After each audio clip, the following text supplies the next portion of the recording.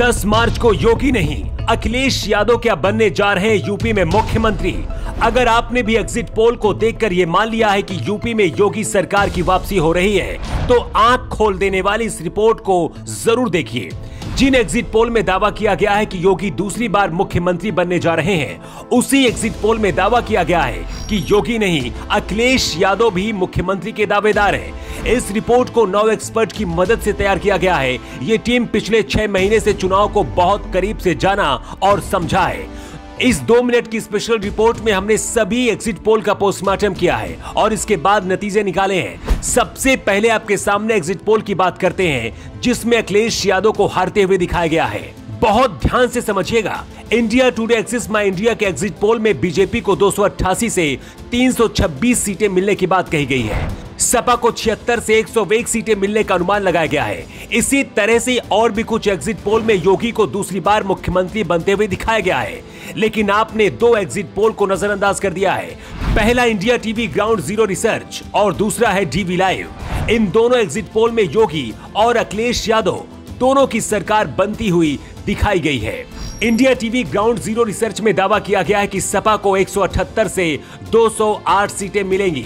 202 सीटों पर पूर्ण बहुमत है। ऐसे में अगर अखिलेश यादव को 202 सीटें मिल रही हैं, तो फिर अखिलेश यादव मुख्यमंत्री बन जाएंगे। लेकिन इससे भी बड़ा एग्जिट पोल डीवी लाइव ने दिया है। डीवी लाइव के मुताबिक 228 से 244 सीटें अखिलेश यादव की मिलती दिख रही हैं।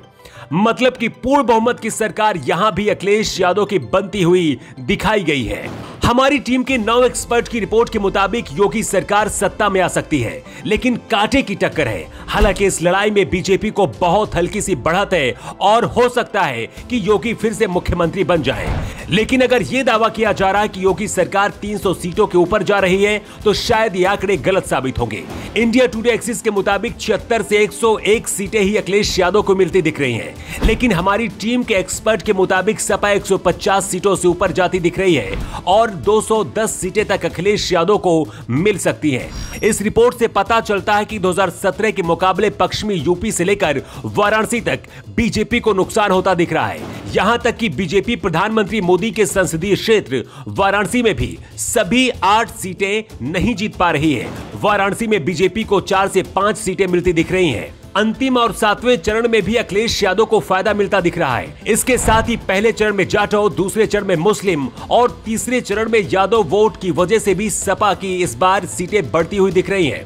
इसके साथ ही बीजेपी को किसान आंदोलन और आवारा पशुओं की वजह से नुकसान होता दिख रहा है।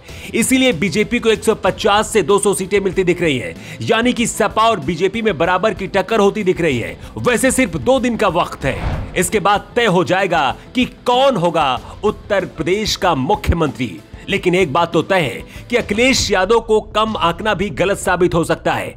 वैसे आपको क्या लगता है, क्या योगी आदित्यनाथ फिर से मुख्यमंत्री बनने जा रहे हैं दूसरी बार, या फिर अखिलेश यादव मुख्यमंत्री बनेंगे 10 मार्च को?